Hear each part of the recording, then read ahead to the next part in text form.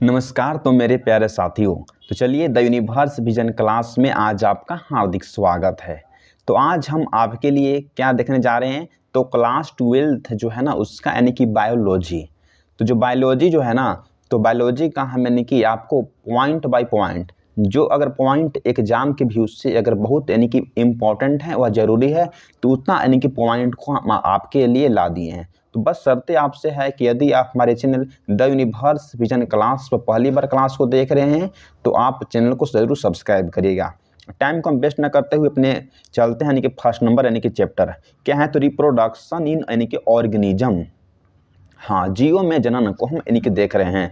तो यदि आप बायोलॉजी का यानी कि सिलेबस नहीं देखे हैं तो आपसे रिक्वेस्ट है कि जाइए पहले, या वीडियो बनाया गया है तो बायोलॉजी का आप यानी कि देख कर आइए, उसके बाद इस क्लास को करिएगा ना, तो आपको यानी कि बहुत यानी कि बेहतर रहेगा। तो हम पार्ट बाय पार्ट करके देखेंगे। आज क्या है, तो आज पार्ट नंबर हमने के 1 होने जा रहा है। आज जो है ना पार्ट नंबर हमने के क्या होगा, तो पार्ट नंबर यानी कि आज 1 हम यानी कि देखेंगे, पार्ट नंबर 1। तो फर्स्ट नंबर हम बात करते हैं कि जनन किसको कहते हैं। जनन का यानी कि मतलब है कि रिप्रोडक्शन। जनन का मतलब है क्या, तो रिप्रोडक्शन। हाँ देखिए, तो बोला जा रहा है कि जीवों के द्वारा अपने जैसी नई संतान के निर्माण के क्रिया को हम यानी कि जनन कहते हैं, उसको हम यानी कि रिप्रोडक्शन कहते हैं। आप लोग यानी कि जान रहे होंगे इसको। आप जितना अगर पॉइंट है, सो पॉइंट को आप वीडियो को पॉज करके लास्ट में लिख लीजिएगा। जीवों के द्वारा अपने जैसी नई संतान के निर्माण की जो क्रिया, जो मेथड होती है ना, तो उसको हम यानी कि क्या कहते हैं, तो उसको हम यानी कि जनन कहते हैं। इसके बाद बोल रहा है कि जनक, जिसको बोलते हैं कि पेरेंट। तो पेरेंट हम किसे कहते हैं, यह भी तो आपसे पूछ सकता है बोर्ड एग्जाम में कि पेरेंट हम किसे कहते हैं। हाँ, तो बोलना होगा कि ऐसे जीव जो अपने जैसे नई संतान को बनाता है उन्हें हम यानी कि जनक यानी कि पेरेंट कहते हैं। क्या है, तो ऐसे जीव जो अपने जैसी नई संतान को बनाता है तो उन्हें हम यानी कि जनक यानी कि पेरेंट कहते हैं। यहाँ तक तो हो गया होगा। फिर चलिए, आपसे अगर पूछ देगा कि ऑफ यानी कि स्प्रिंग, जिसको हिंदी में यानी कि संतति बोलते हैं, किसको कहते हैं। हाँ, तो यानी किसको कहते हैं, देखिए, तो जनक के द्वारा बनने वाली नई संतान को हम यानी कि संतति कहते हैं। जनक के द्वारा बनने वाली जो नई जो संतानें होती है तो उसको हम यानी कि क्या, तो उसको संतति कहते हैं। इसके बाद देखते हैं लाइफ यानी कि स्पेन, जिसको हिंदी में बोलते हैं कि जीवन काल या जीवन अवधि क्या होती है। देखिए, तो जीवों के जन्म से लेकर उसके प्राकृतिक मृत्यु तक के जो समय जो होता है ना, वह जीवन काल कहलाता है, या उससे हम जीवन अवधि भी कहते हैं। क्या है, तो जीवों के जन्म से लेकर उसके जो प्राकृतिक जो मृत्यु होती है, तो प्राकृतिक मृत्यु तक यानी कि जो समय होता है उस जीव का क्या कहलाता है, तो जीवन काल कहलाता है। इसी तरह से सभी को हम यानी कि जीवन काल देखेंगे। तो जो हाथी है, तो हाथी का कितना दिन का यानी कि जीवन काल रहता है, तो बोलेंगे कि सर हाथी का जो जीवन जो काल है ना, वह यानी कि 60 से यानी कि कितना है, तो 60 से यानी कि 75 दिन का जीवन काल होता है। इसके बाद हम बात करते हैं कि गुलाब जो है ना, तो गुलाब का जीवन काल कितना होता है, तो यानी कि 10 वर्ष होता है। इसको आप लिख लीजिएगा। फिर बोल रहा है कि जो कुत्ता है, तो कुत्ता का जीवन काल कितना होता है, तो बोलेंगे कि 20 से यानी कि 25 साल होता है। इसके बाद का आती है कि कौवा जो है ना, तो कौवा का जीवन काल कितना होता है, तो यानी कि 15 यानी कि वर्ष होता है। इसके बाद हम बात करते हैं कि जो तितली है ना, तितली का जीवन काल कितना होता है, तो यानी कि 1 हफ्ते होता है, 1 हफ्ते या 2 हफ्ते होता है। इसके बाद बात करते हैं कि जो केला यानी कि जो बनाना है, तो उसका जीवन काल कितना होता है, तो यानी कि 25 यानी कि वर्ष होता है। इसी तरह से पूछ रहे हैं कि तोता का जीवन काल कितना होता है, तो 100 यानी कि 40 वर्ष होता है। इसके बाद हम बात करते हैं कि जो गाय है ना, तो गाय का जीवन काल कितना होता है, तो यानी कि 25 वर्ष होता है। ठीक, इसको आप लिख लीजिएगा। आपसे कभी भी बिहार बोर्ड की परीक्षाओं में जीवन काल से समझिए ना कि 2 से यानी कि 3 यानी कि मार्क्स की क्वेश्चन यानी कि पूछता है बिहार बोर्ड में खास करके, इसको आपको लिख लेना होगा। ठीक, 2 से 3 मार्क्स में पूछता है। मगरमच्छ है तो उसका जीवन काल कितना होगा, तो 60 वर्ष होगा। घोड़ा का जीवन काल कितना, तो 50 वर्ष होगा। फल मक्खी जो है तो उसका जीवन काल तो 1 महीना होता है। धान का जीवन काल तो यानी कि 4 मंथ होता है। बरगद का जीवन काल तो 200 से 300 वर्ष होता है। कछुआ जो है ना, उसका जीवन काल तो 100 से यानी कि 150 वर्ष होता है। हाँ, चलते हैं हम नेक्स्ट नंबर हम देखते हैं। अब बात आती है कि जनन के प्रकार, जिसको हम बोलते हैं कि टाइप्स ऑफ यानी कि रिप्रोडक्शन, कि जनन कितने प्रकार के होते हैं। ठीक, आपसे एग्जाम में पूछता है, आपको बोलना है कि जन्म जो है ना 2 प्रकार का होता है, एक यानी कि अलैंगिक जनन और एक जो है वह लैंगिक यानी कि जनन होता है। तो अलैंगिक जनन जिसको हम इंग्लिश में बोलते हैं कि ये सेक्सुअल रिप्रोडक्शन, और जो लैंगिक जनन होती है उसको हम बोलते हैं कि सेक्सुअल यानी कि रिप्रोडक्शन। ठीक, हाँ, तो इसको हम अब बात करते हैं। अब बात आती है कि फंक्शन ऑफ यानी कि रिप्रोडक्शन, जो प्रजनन है ना, तो उसका फंक्शन क्या है, उसका कार्य क्या है।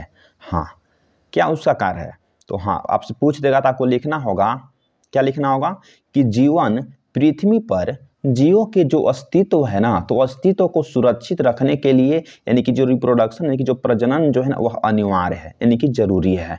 किसके लिए है, तो जीवन पर, हाँ, जीवन पर जो पृथ्वी पर है कि जो जीव जो है ना उसका अस्तित्व को बनाए रखने के लिए यानी कि प्रजनन यानी कि अनिवार्य है। इसके बाद बोल रहा है, क्या बोल रहा है, हाँ देखिए कि जाति की जीव क्षमता जो है ना, क्या है, जाति की जीवन क्षमता जनन से यानी कि जाति की निरंतरता यानी कि बनी रहती है, जिससे जाति जो है ना वह विलुप्त नहीं होती है। आप तो देख रहे हैं कि जो डायनासोर है ना वो किस तरह से विलुप्त हो गया है, तो उसी तरह से जो हमारे जाति को यानी कि निरंतर यानी कि बनाए रखने के लिए जो है ना जीवन क्षमता यानी कि बहुत जरूरी है। इसके बाद तीसरा जो स्टेप बोल रहा है क्या है, देखिए कि विभिन्नताएं आती है। विभिन्नताएं का मतलब है कि डिफरेंस आता है, क्या आते हैं, हाँ, कि जनन से जीवों में विभिन्नताएं उत्पन्न होती है, तो इन विभिन्नताओं के कारण ही जीव जो है ना वह पृथ्वी पर यानी कि जीवित रहते हैं। जीवित जो है पृथ्वी पर जीव कब रहते हैं, कि जब विभिन्नताएं उत्पन्न होती है। जनन से जीवों में विभिन्नताएं उत्पन्न होती है, इन विभिन्नताओं के कारण जो ना जीव यानी कि पृथ्वी पर यानी कि सर्वाइवल कर सकते हैं। इसके बाद बोल रहा है, क्या बोल रहा है चौथा नंबर में, हाँ, कि जनसंख्या यानी कि संगठन। जनसंख्या जो है ना नवजात शिशुओं, युवाओं और प्रौढ़ यानी कि व्यक्तियों तथा वृद्धों की यानी कि जनसंख्या जो है ना वह नियम यानी कि बनाए रखता है। जनन क्या करता है, तो जितने भी जो धरती पर जो जनसंख्या है ना उसको यानी कि बनाए रखता है। कौन, तो यानी कि बनाए रखने में कार्य कौन करता है, तो यानी कि अति करता है, प्रजनन करता है।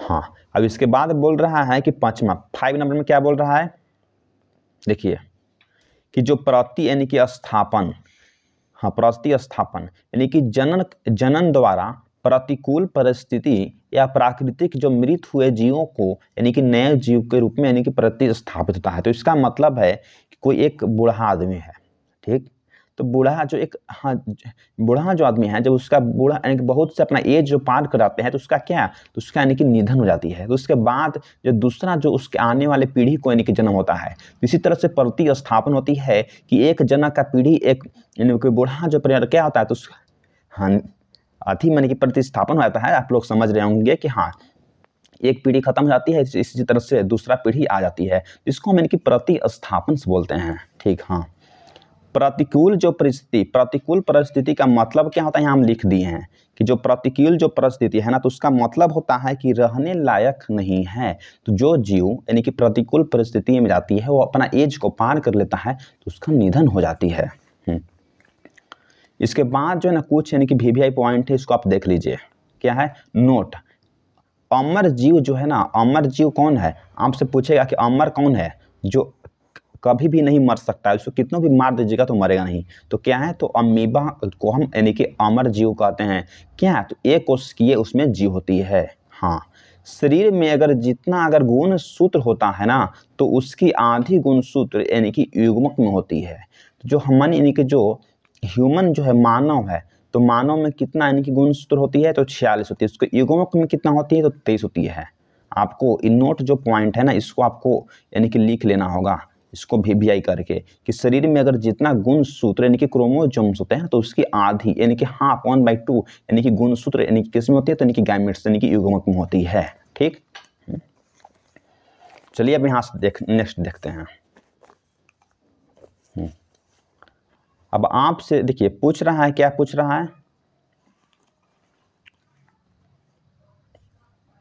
अब आपसे पूछ रहा है ना कि टाइप्स ऑफ यानी कि रिप्रोडक्शन, यानी कि अब हाँ अलैंगिक यानी कि लैंगिक, इसको देख लिए थे, इसको आप लिख लीजिए कि जो सेक्सुअल जो रिप्रोडक्शन, इसको हम अलैंगिक जनन, इसको हम लैंगिक जनन कहते हैं। तो इसमें जो है ना वह सरल प्रक्रिया से यानी कि जन्म होती है। अब जो इसमें जो है ना वह जटिल प्रक्रिया से यानी कि जनन होती है। इसमें जो है ना वो तीव्र यानी कि गति से, तेज गति से यानी कि क्या, तो यानी कि जनन होती है। और इसमें जो है ना धीमी गति से यानी कि जनन की क्रिया होती है। और इसमें बोल रहा है ना कि अलैंगिक जनक में एक जनक यानी कि भाग लगते हैं। इसका मतलब है कि अगर पेरेंट होगा ना तो अलैंगिक जनन यानी कि एक सेक्सुअल जो रिप्रोडक्शन है तो उसमें यानी कि भाग ले लेगा। इसमें बोल रहा है ना कि लैंगिक जनन जो उसको बोलते हैं कि सेक्सुअल जो रिप्रोडक्शन होता है ना, तो इसमें यानी कि दो जनक को यानी कि भाग लेना बहुत जरूरी होता है। किसमें, तो एक यानी कि नर और एक यानी कि मादा, एक फीमेल और एक मेल को इसमें जरूरत पड़ती है। यानी कि इसमें तो हाँ सेक्सुअल यानी कि लैंगिक जनन में आपसे बोल रहा है ना कि हाँ कि इसमें जो ना क्लोन का निर्माण होता है। इसको यानी कि बहुत बार बिहार बोर्ड की परीक्षाओं में पूछा गया है कि किसमें क्लोन का निर्माण होता है। तो बोलना है कि जो एसेक्सुअल जो अलैंगिक जनन होती है ना तो उसमें क्लोन का निर्माण होती है, और जो लैंगिक जनन होती है ना तो इसमें कोई भी क्लोन का निर्माण नहीं होती है। ठीक, बात करते हैं ये क्लोन आखिर है क्या, ठीक ना। हाँ, तो यदि संतति ऑफ स्प्रिंग जिसको बोलते हैं अनुवांशिकी और आकारिकी रूप से अपने जनक की अगर समान होती है तो ऐसे जीव को हम यानी कि क्लोन कहते हैं। जैसे एक यहाँ फूलगोभी है, उसको हम यहाँ उसका यानी कि बर्ड्स है उसका, उसी का हम फूलगोभी का छोटा पार्ट से लेके हम फूलगोभी को उगाएं तो इन्हें भी फूलगोभी जो है ना उग गया, अब इसी की तरह समान उग गया, तो इसको हम क्या बोलेंगे, इसको हम यानी कि क्लोन कहेंगे। हाँ, तो जो क्या होती है क्लोन, तो अपने जो यानी कि संतति अपने माता पिता की तरह यानी कि समान होती है तो उसको हम यानी कि क्लोन कहते हैं। और जो फूलगोभी जब हम रोप देंगे तो फूलगोभी दोनों बढ़ जाएगा तो आपको पता ही नहीं चलेगा कौन संतति है, कौन यानी कि मदर और कौन फादर है, दोनों एक बराबर हो जाती है, तो उसको हम यानी कि क्लोन कहते हैं। आपको यानी कि यहाँ तक समझा दिए हैं। तो बस इसके बाद जो है ना क्लास को हम यानी कि रेगुलर यानी कि नेक्स्ट डे करेंगे, तो पार्ट नंबर हम सेकेंड को जल्द लाएंगे। तो बस आपसे रिक्वेस्ट है कि यदि आप हमारे channel the universe vision class पर न्यू हैं तो प्लीज़ हमारे चैनल को सब्सक्राइब करिएगा। अब इस तरह से सभी का कंटेंट चाहिए आपको बायोलॉजी से रिलेटेड तो हम सभी को आप पार्ट बाई पार्ट करवा देंगे। तो thanks for watching this video. Please एक सब्सक्राइब जरूर करिएगा, अपने दोस्त और साथियों के पास से शेयर जरूर करिएगा। जय हिंद मेरे दोस्त।